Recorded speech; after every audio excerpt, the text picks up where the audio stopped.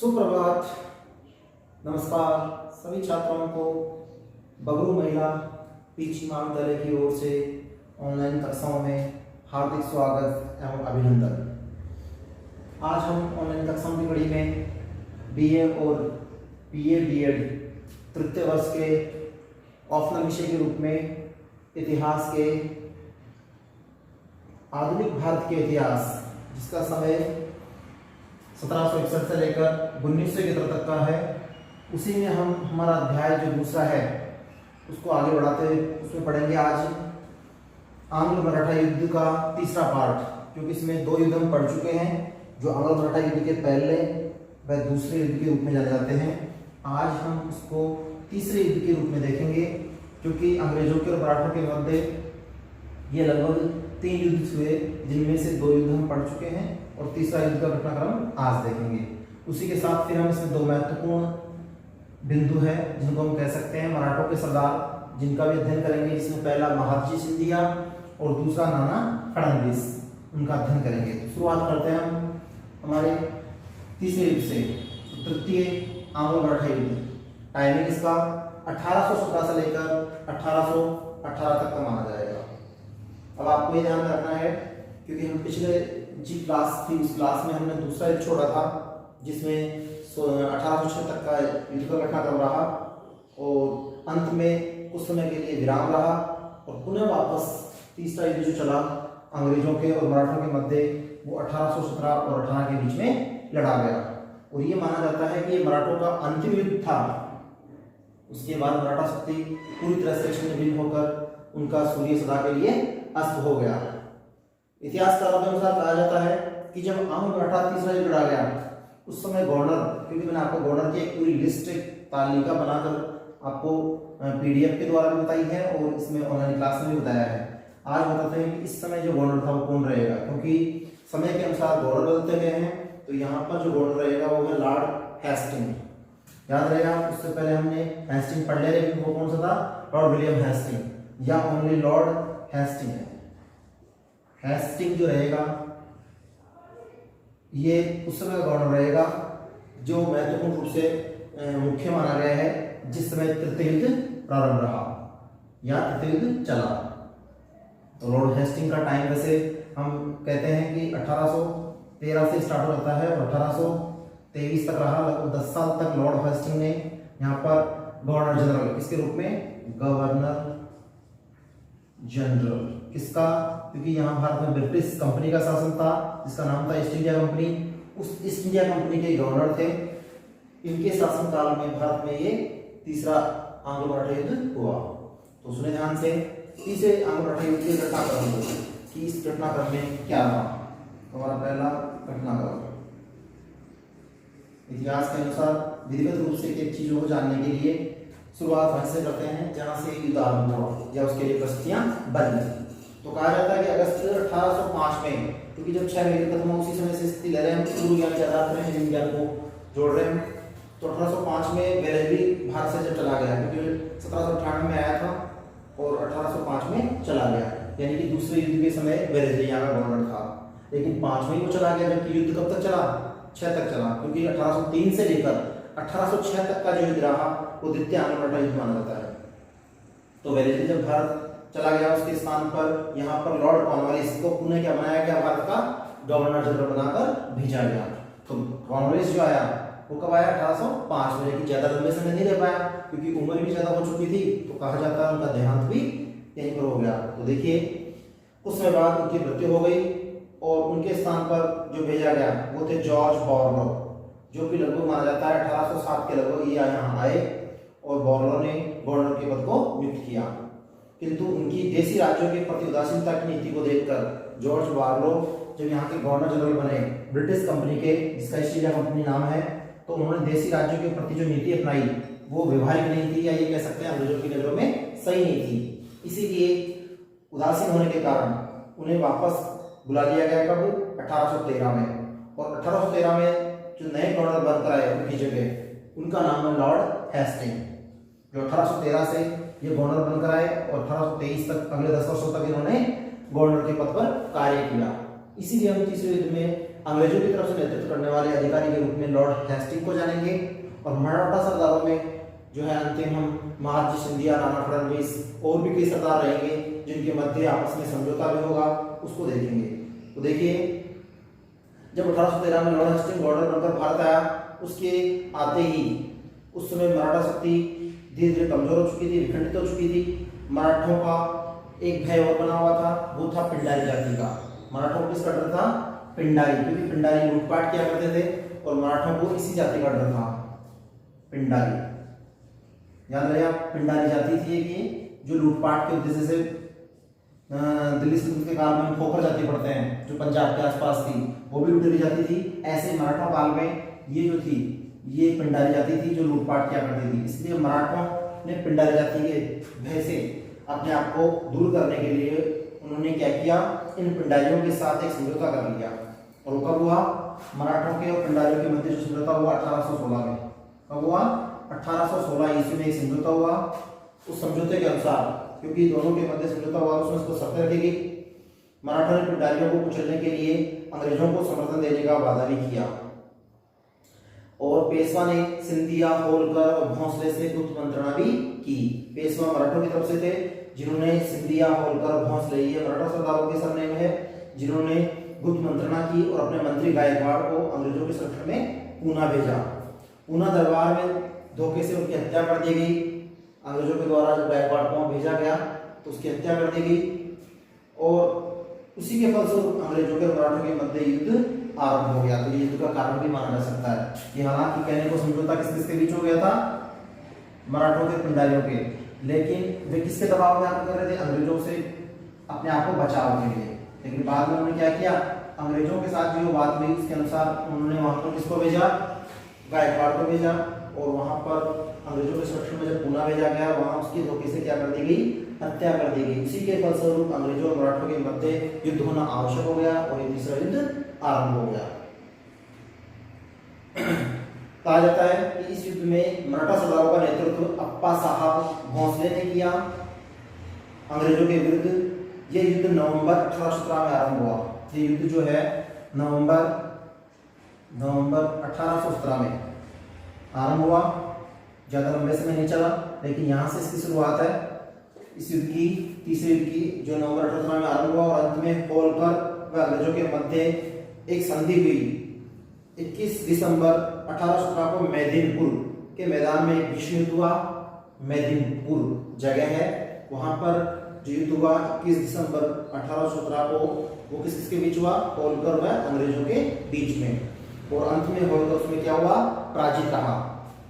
अंत में 21 दिसंबर जो युद्ध हुआ 1817 को, उसमें होलकर पराजित हुआ। किससे? अंग्रेजों से। और होलकर के पराजित होने के बाद अंत में जनवरी 1818 में दोनों के मध्य क्या हुई?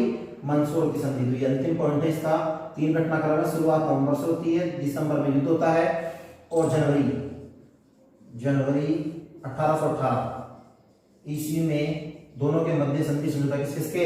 अंग्रेजों के व होलकर के मध्य संधि समझौता हुआ, क्योंकि इसमें होलकर की पराजय हो चुकी थी और उनके मध्य जो समझौता हुआ उसको क्या नाम दिया गया? मंदसौर की संधि। मंदसौर की संधि। कई बार पूछा जाता है मंदसौर की संधि कब घटी या कब हुई? तो मंदसौर की संधि जो है जनवरी 1818 में मंदसौर की संधि हुई थी। किस किसके बीच? अंग्रेजों के और मराठों के मध्य। अंग्रेजों को तरफ से गवर्नर था ही था, इसके अलावा मराठों की तरफ से होलकर, उनके मध्य संधि हुई। अब है युद्ध का महत्व। ये घटनाक्रम था। अब है युद्ध का महत्व। युद्ध जो रहा, इस युद्ध का महत्व क्या है? क्योंकि अंतिम युद्ध है तो महत्व जायज सी बात, निर्णायक युद्ध है तो इसमें महत्व तो रहेगा ही। तो इसका महत्व क्या है? देखिए, ये मराठों का अंतिम राष्ट्रीय युद्ध था। इस युद्ध ने मराठा शक्ति का सूर्य सलाह के लिए अस्त कर दिया और एक एक करके सभी मराठा सरदार अंग्रेजों के सामने क्या हो गए? नतमस्तक हो गए या घुटने टेक दिए। कहा जाता है कि इस युद्ध के बाद मराठा सरदार जो थे वो पूरी तरह से क्या हो गए? परास्त हो गए और इस प्रकार अंत में युद्ध समाप्त हो गया। तो ये तो छोटा सा घटनाक्रम जो था तीसरे युद्ध का था, जो 1718 से लेकर 1818 2 वर्षों को जोड़ता, लेकिन नवंबर में 17 में शुरू हुआ और दिसंबर जनवरी में युद्ध हुआ, जनवरी में ये संधि के रूप में समाप्त हो गया। अब पढ़ते हैं जो इस चैप्टर के अंतिम दो मुख्य सरदार है, जिसका नाम है महादजी सिंधिया और नाना फडणवीस। तो हमारा दूसरा पॉइंट आज का वो है महादजी सिंधिया, जो कि महत्वपूर्ण रूप से माने जाएंगे उस समय के मराठा सरदारों में, क्योंकि पहले युद्धों में इनका विशेष योगदान रहा है। तो अब लेते हैं नंबर 2 पॉइंट, महादजी सिंधिया। देखिए महादजी सिंधिया कौन थे, क्या थे, इनका जीवन परिचय या घटनाक्रम को हम इस प्रकार देखेंगे जिससे इनका पूरा पता लग सके। तो कहा जाता है इतिहास के अनुसार कि सिंधिया वंश का प्रथम व्यक्ति राणोजी था। सिंधिया वंश का पहला व्यक्ति कौन था? राणोजी। राणोजी ये कि पिताजी है एक तरह से, तो ये सिंधिया वंश का पहला व्यक्ति था राणोजी। ठीक है, राणोजी के 5 पुत्र थे, जिनमें से 5वें व अंतिम पुत्र कौन थे? महादजी सिंधिया। इन 5 पुत्रों में से कितने? 5 पुत्रों में से ये अंतिम 5वें कौन थे? महादजी सिंधिया। ये छोटे पुत्र थे किसके? राणोजी के। उनके 4 भाई रण क्षेत्र में मारे गए अर्थात युद्ध स्तर पर मारे गए। महादजी सिंधिया बचकर भाग निकले। कुछ समय बाद इन्होंने भी मराठा शक्ति को संगठित करने में अपना योगदान दिया, इसीलिए इन्हें मराठा सरदारों में महत्वपूर्ण स्थान दिया जाता है। 1772 में महादजी के प्रयत्नों के परिणाम स्वरूप ही मराठा एक संगठित जाति के रूप में उठकर खड़े हुए। यानी 1772 के समय, चौथे पेशवा के समय, हम अंतिम समय में कहते हैं कि जब चौथे पेशवा की मृत्यु हो गई, क्योंकि 1761 के बाद से लेकर 1772 तक चौथा पेशवा माधवराव प्रथम रहा, और 72 के बाद जैसे इसकी मृत्यु हुई, राघोबा ने अपना अधिकार जमाने लगा, जो कि माधवराव का चाचा था। किंतु उसी समय महादजी सिंधिया ने अपने आप को संगठित करते हुए मराठाओं को सुसंगठित किया और मराठा जाति को सुसंगठित जाति बनाया। आंग्ल मराठा प्रथम युद्ध में महादजी सिंधिया का महत्वपूर्ण योगदान है, क्योंकि उन्होंने मराठाओं को कूटनीतिकता के आधार पर इसमें सैन्य संचालन किया और लंबे समय तक अपना योगदान दिया। लेकिन कहा जाता है कि अंत में उनकी मृत्यु जो हुई वो 12 जनवरी 1794 में हुई। 12 जनवरी 1794 में इनकी क्या हो गई? मृत्यु हो गई, 94। तो ये इनका जीवन परिचय है। महादजी सिंधिया का योगदान प्रथम युद्ध में रहा और ये मराठा सरदारों में महत्वपूर्ण सरदार थे। इन्होंने 1772 के बाद मराठा जाति को संगठित किया। तो ये थे महादजी सिंधिया। अब है दूसरे जो महत्वपूर्ण माने जाते हैं, जिनका नाम है नाना फडणवीस। पॉइंट तीसरा है नाना फडणवीस। फडणवीस पद हुआ करता था, उसी के आधार पर इनका नाम रखा गया है नाना फडणवीस। तो नाना फडणवीस जो थे उनका परिचय देखिए। इनका जन्म 12 जनवरी 1742 को हुआ। 12 जनवरी 1742 को कहाँ हुआ? ब्राह्मण परिवार में। इनका जन्म का नाम बालाजी था। इनके पिता का नाम जनार्दन था। पेशवा माधवराव प्रथम ने इन्हें नाना फडणवीस का पद दिया। माधवराव जो पेशवा थे उस समय इन्होंने पद संभाला, वो पद जो था महत्वपूर्ण रूप से फडणवीस का पद था। और फडणवीस का जो पद था वो एक अधिकारी के रूप में था, जो कि मराठों में महत्वपूर्ण था, क्योंकि फडणवीस का पद हिसाब किताब जिसे कहते हैं आय और व्यय, उसका लेखा जोखा रखने वाला अधिकारी। तो याद है आपको फडणवीस जो पद था वो किसे दिया जाता था? मराठों में। तो फडणवीस पद जो है मराठों में आय व्यय, राज्य में कितनी आय हो रही है, कितना खर्च हो रहा है व्यय के रूप में, उसका पूरा ब्यौरा रखने वाला अधिकारी जो था, आय व्यय का ब्यौरा रखने वाला अधिकारी जो था वो क्या कहलाता था? फडणवीस। ठीक है, तो ये है नाना फडणवीस, इसीलिए इनके आगे फडणवीस शब्द जुड़ गया। ठीक है, आगे देखिए। नाना फडणवीस शरीर से दुबले पतले थे, लेकिन सैन्य दृष्टि से ऐसा होने के बाद भी बुद्धि से इनका विवेक कौशल उत्तम श्रेणी का था। अर्थात इनको बुद्धि की दृष्टि से देखा जाए तो ये महत्वपूर्ण थे। इन्होंने कूटनीतिज्ञता और चालाकी जिसको कहते हैं राजनीतिज्ञता, उसके आधार पर मराठों को संगठित किया। इसलिए कहा जाता है कि नाना जो थे वो शरीर से भले ही अयोग्य थे या दुर्बल थे, कमजोर थे, लेकिन बौद्धिक दृष्टि से उनका व्यक्तित्व प्रभावशाली था। और बौद्धिक क्षमता अधिक होने के कारण ही मराठों के द्वारा उनको एक सर्वमान्य नेता माना गया। और नाना के द्वारा मराठों को संगठित करने में महत्वपूर्ण योगदान दिया गया। मराठों को समय समय पर सुरक्षा प्रदान करना और उनकी व्यवस्थाओं को बनाए रखना नाना साहब का कर्तव्य और कार्य रहा। उन्होंने ही राघोबा पर नियंत्रण बनाए रखा और राघोबा के समय नाना साहब ने ही मराठों में शांति और शक्ति को बनाए रखा। मराठा सरदारों में नाना फडणवीस को कूटनीतिज्ञ के रूप में जाना जाता है। तो नाना फडणवीस को हम बुद्धिमत्ता के आधार पर, इसके आधार पर बुद्धिमत्ता के आधार पर सर्वमान्य नेता कह सकते हैं कि इन्होंने बुद्धि के आधार पर अपना प्रभाव जमाया और सर्वमान्य नेता माने गए। और लास्ट में 13 मार्च 1800 को इनकी मृत्यु हो गई। 13 मार्च पूरे 1800 में इनकी क्या हो गई? मृत्यु हो गई। तो याद है आपको इनका समय, इनकी मृत्यु कब हुई? 13 मार्च 1800 को इनकी मृत्यु हुई। तो ये थे मराठा सरदारों में दूसरे सरदार नाना फडणवीस, जिनका मराठा शक्ति को संगठित करने में योगदान रहा। अब हमारा अंतिम पॉइंट जो है 4 नंबर का, वो है मराठाओं की पराजय के आखिर कारण क्या थे या मराठा क्यों हारे। तो मराठों की हार के कारण याद है आप, फोर्थ पॉइंट आज की क्लास का ये, मराठों की हार, इसको पराजय भी कहते हैं। तो मराठों की पराजय के कारण क्या है ये? मराठों की पराजय के कारण। देखिए पॉइंटों में बात करेंगे हम कि मराठों की हार क्यों हुई और किस वजह से हुई। तो हम पॉइंटों से चर्चा करेंगे। तो अलग अलग समय के अनुसार अलग अलग है विद्वानों का मत, जिसके अनुसार हम उनको जानेंगे। सबसे पहला मराठों के पतन का जो कारण है, यहाँ लिखते हैं नंबर 1, पहला मराठों की हार का पहला कारण है आंतरिक दुर्बलताएं। आंतरिक दुर्बलताएं,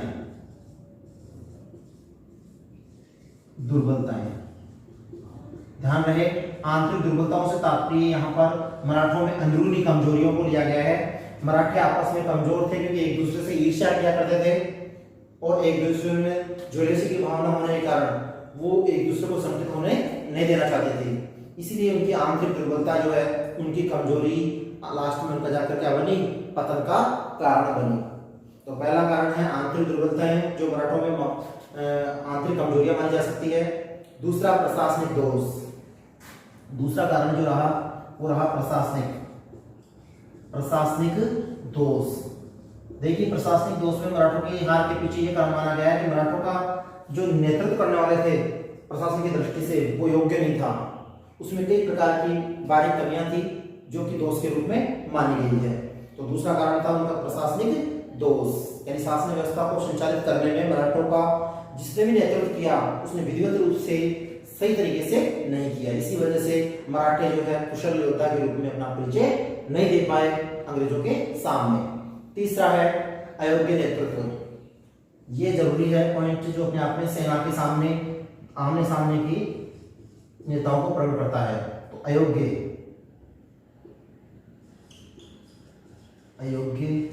नेतृत्व, ये युद्ध से संबंधित है। अयोग्य नेतृत्व किस प्रकार रहा? मराठों का नेतृत्व किसी एक व्यक्ति के हाथ में नहीं था, अलग अलग व्यक्तियों के हाथ में था। इसलिए समय के अनुसार कभी मराठा नेता सुयोग्य रहा तो उन्होंने नेतृत्व अच्छा किया, लेकिन कुछ समय के लिए फिर कमजोर आ गया। तो इस प्रकार उन्हें क्रम बदलता गया। इसलिए पूरी तरह से हम ये कह सकते हैं कि मराठों का जो सैन्य संचालन था वो किसी एक व्यक्ति के हाथ में नहीं होकर अलग अलग व्यक्तियों में होने के कारण उनमें योग्यता का भाव रहा, इसलिए अयोग्य नेतृत्व। नंबर 4 जो है वो है आर्थिक व्यवस्था के प्रति उदासीनता। मराठे जो थे आर्थिक नीतियों को कम लागू कर रहे थे, इसलिए राज्य में विकास नहीं हो रहा था। इसलिए कह सकते हैं कि आर्थिक नीतियों के प्रति उदासीनता, आर्थिक नीतियों के प्रति उदासीनता। मराठों की उदासीनता अपने आप में कमजोरी का प्रतीक है। जबकि आर्थिक शक्ति बढ़ाने के लिए शुरू में पेशवा काल में 2 कर लगाए गए थे जो मराठों के विकास के लिए महत्वपूर्ण सिद्ध हुए। उनमें पहला था चौथ और दूसरा था सरदेशमुखी। ये बालाजी बाजीराव प्रथम पेशवा के काल में आरंभ किए गए थे। उस समय साहू जो था छत्रपति था, उसके प्रशासनिक संचालन के रूप में उसने पेशवा पद सर्जन किया था। उस पेशवा पद को सर्जित करने के दौरान ही बालाजी बाजीराव ने बालाजी विश्वनाथ ने, जो पहले पेशवा थे, जो 1713 से लेकर 1720 तक रहे, उन्होंने ये 2 कर वसूले थे। उसी से मराठों की शक्ति मजबूत हुई, लेकिन अंत में उनकी आर्थिक स्थिति को सुधारने में मराठों ने कोई विशेष योगदान नहीं दिया, अर्थात इन नीतियों के प्रति वो क्या रहे, उदासीन रहे। तो ये भी एक इनके पतन का कारण माना जाता है। नेक्स्ट 5वां है दुर्बल सैन्य व्यवस्था, जिसको सैन्य संचालन भी कह सकते हैं। 5वां पॉइंट है दुर्बल सैन्य व्यवस्था।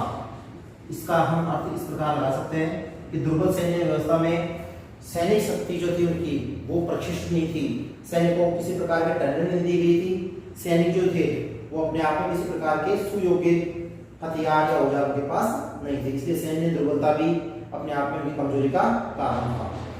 तो ये था 5वां सैन्य व्यवस्था का असफल होना। 6ठा था सामाजिक दुर्बलताएं। 6ठा पॉइंट है ये मराठों के पतन के कारणों में 6ठा पॉइंट, जिसको हम ये भी लिख सकते हैं सामाजिक दुर्बलता।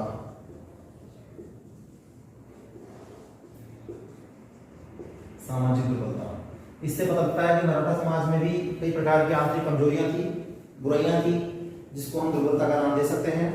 तो मराठा सरकार में दुर्बलताएं जो थी सामाजिकता के रूप में, वो भी एक उनके पतन का कारण रही। जैसे इसमें हम एक उदाहरण दे सकते हैं सामाजिक दुर्बलता में कि युद्ध में कई मराठा सरदारों ने अपने साथ महिलाओं को ले जाना शुरू कर दिया। तो समाज के नियम जो थे वो ये थे कि युद्ध में अगर कोई योद्धा जाता है तो उसे अकेले ही जाना होता है, क्योंकि वो युद्ध लड़ने जा रहा है तो वहाँ महिलाओं को नहीं ले जाना चाहिए। लेकिन मराठा सरदारों ने अपने युद्ध खेमे में महिलाओं को यानी स्त्रियों को भी साथ लेकर गए। तो कई प्रकार के अपने दोस्त थे उनमें, जिसकी वजह से उनको हार का सामना करना पड़ा। 7वां है देशी शक्तियों से शत्रुता।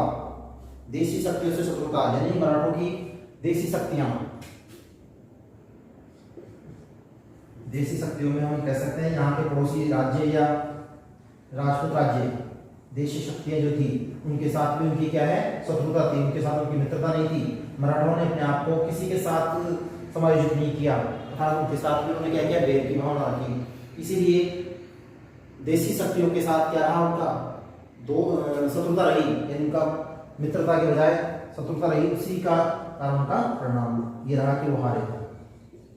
शत्रुता होने के कारण इनको क्या राज्य का सामना, जैसे जाटों के साथ जाटों ने इनका कोई सहयोग नहीं दिया, और भी अन्य जातियां जो थी यहाँ की राजपूत, उन्होंने इनका कोई सहयोग नहीं दिया। इसलिए राजपूत और जाटों ने मराठों का सहयोग नहीं दिया। इसी वजह से देशी शक्तियों की शत्रुता होने के कारण उनको पतन का या इनकी हार का उनको कारण झेलना पड़ा। अगला है 8वां मैसूर तथा हैदराबाद का पतन। देखिए 8वां पॉइंट में कह सकते हैं मैसूर और हैदराबाद ये राज्य जो थे उसमें यहाँ पर यहाँ के शासकों के द्वारा शासन था, मैसूर एवं हैदराबाद। हैदराबाद में निजाम थे जो दक्षिण भारत की महत्वपूर्ण शक्ति थी, और मैसूर में जिनकी राजधानी रंगपट्टनम थी, और मैसूर जो था कर्नाटक में था, और यहाँ पर हैदर अली थे। पहले 2 युद्ध हैदर अली के द्वारा लड़े गए थे अंग्रेजों के साथ, और बाद में अगले युद्ध जो लड़े गए उसमें विशेष रूप से टीपू सुल्तान जो उनका बेटा था, तो अंग्रेजों ने टीपू सुल्तान को भी पराजित कर दिया। इस प्रकार उन्होंने मैसूर और हैदराबाद उन दोनों का पतन कर दिया। यानी कहने का मतलब दक्षिण भारत में अंग्रेज जब आए उसमें 3 शक्तियां महत्वपूर्ण थी, जिनमें पहली निजाम, दूसरे मराठा और तीसरे मैसूर के हैदर अली। तो अंग्रेजों ने तीनों पर अपना ध्यान रखा बारी बारी से। सबसे पहले मराठों को परेशान करना शुरू किया, बाद में पहले युद्ध के बाद 20 वर्षों तक विराम दिया, और उसी दौरान बीच में जाकर मैसूर के साथ लड़े, और उसी के कुछ समय बाद हैदराबाद को भी उन्होंने जीत लिया, और बाद में पुनः वापस मराठों के साथ तीसरा युद्ध लड़ा और मराठों को भी 1818 में पराजित कर दिया। तो इस प्रकार अंग्रेजों ने दक्षिण भारत की तीनों शक्तियां, हैदराबाद के निजाम, महाराष्ट्र के मराठा और कर्नाटक या मैसूर के हैदर अली या टीपू सुल्तान को पूरी तरह से हराकर उन पर अपना अधिकार स्थापित कर लिया। लास्ट और अंतिम पॉइंट है नाना फडणवीस की नीतियां। जैसा कि मैंने बताया था कि फडणवीस जो पद दिया गया था वो माधवराव प्रथम के द्वारा दिया गया था, और माधवराव ने जब उनको बनाया गया था आय व्यय का लेखा जोखा रखने वाला, या ब्यौरा रखने वाला अधिकारी, और ये बुद्धिमत्ता से महत्वपूर्ण माने जाते हैं। उसी समय इनकी कुछ नीतियां ऐसी रही जिसके कारण मराठे संतुलित हो गए, लेकिन मराठों में फिर भी एकता का भाव नहीं आ पाया। इसीलिए हम कह सकते हैं कि नाना फडणवीस की नीतियां भी उनके पतन के लिए कुछ हद तक जिम्मेदार थी। तो इस प्रकार 9 पॉइंट है जो कि मराठों के पतन के हैं। तो नाना फडणवीस की नीतियां, क्योंकि वो बौद्धिक क्षमता से तो कुशल थे लेकिन सैन्य कौशल से वो बिल्कुल अयोग्य थे, इसलिए उन्होंने जो कार्य और नीतियां बनाई वो युद्ध कला के आधार पर थी, जो उनके लिए शायद या सफल नहीं हो पाई। तो इस प्रकार हम मराठों के पतन या कारण को या पराजय को इन पॉइंटों के आधार पर समझ सकते हैं। तो याद रहे आपको कि मराठों के हार के कारण राजस्थान विश्वविद्यालय में परीक्षा में पूछे जाते हैं, तो आप उनको डिटेल से पढ़े, पीडीएफ में नोट्स भेजे गए हैं, उनमें आपको विस्तार से लिखा है, आप उनको देखकर इनको विस्तार से अध्ययन कर सकते हैं।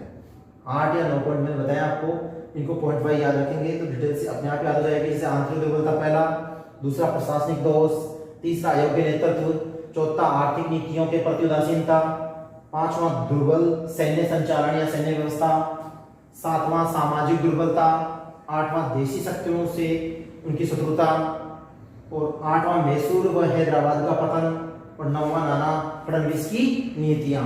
इस प्रकार कुल मिलाकर ये 9 पॉइंट जो है मराठों के पतन के कारण माने जाते हैं। इस प्रकार ये हमारा अध्याय कंप्लीट है। नेक्स्ट अगली क्लास में हम अगला तीसरा अध्याय पढ़ेंगे, इसका नाम होगा बंगाल में ब्रिटिश प्रभुत्व। क्योंकि अब अंग्रेजों की नजर जो है भारत के उन धनी संपन्न राज्यों की ओर जाएगी जो महत्वपूर्ण रूप से खनिज की दृष्टि से और आय के हिसाब से अधिक राजकोष भर सकते थे। तो भारत के पूर्वी राज्यों में 2 नाम विशेष माने जाते हैं, और उनके साथ एक तीसरा और जुड़ा हुआ है जिसका नाम भी उल्लेखनीय माना जाता है। तो वो 2 राज्य पढ़ेंगे हम, बंगाल और बिहार के रूप में, और तीसरा पढ़ेंगे उड़ीसा के रूप में। तो हम तीसरे अध्याय में अंग्रेजों को देखेंगे कि पूर्वी भारत के राज्यों पर किस प्रकार उन्होंने अपनी सत्ता या राजनीति को आगे बढ़ाना शुरू किया। क्योंकि 1600 में ईस्ट इंडिया कंपनी की स्थापना हो गई भले, और 1757 तक में मानते हैं कि अंग्रेजों ने व्यापार किया 1757 तक, लेकिन 1757 के बाद से लेकर 1858 तक यानी 100 साल अगले जो होंगे वहां पर इन्होंने पूरी तरह से अपने पांव जमा लिए, और 1858 से 1947 तक तो इन्होंने पूरी तरह भारत को जकड़ लिया, और लास्ट में 1947 में जब भारत आजाद हुआ तब 250 वर्षों की गुलामी से भारत उनके चंगुल से मुक्त हुआ, जो कि 15 अगस्त 1947 को हुआ। और जबकि कंपनी भारत में कब आ गई? 31 दिसंबर 1600 में ईस्ट इंडिया कंपनी की स्थापना कर ली गई थी, और सूरत में पहली कोठी इनके द्वारा स्थापित की गई। उसके बाद उन्होंने दक्षिण भारत, पूर्वी भारत और उत्तर भारत पर अपना क्षेत्राधिकार स्थापित करते हुए व्यापार के साथ साथ राजनीति में हस्तक्षेप करते हुए 1757 में बंगाल से, क्योंकि हम अगला अध्याय जो पढ़ेंगे उसमें बंगाल से ही पढ़ेंगे अंग्रेजों को, क्योंकि बंगाल में इन्होंने अपना प्रभुत्व जो बढ़ाया या स्थापित किया वो 1757 में प्लासी के युद्ध से किया। तो प्लासी का युद्ध हम नेक्स्ट अगली क्लास में पढ़ेंगे, जो कि भारत की स्थिति का उल्लेख करेगा। ठीक है, धन्यवाद।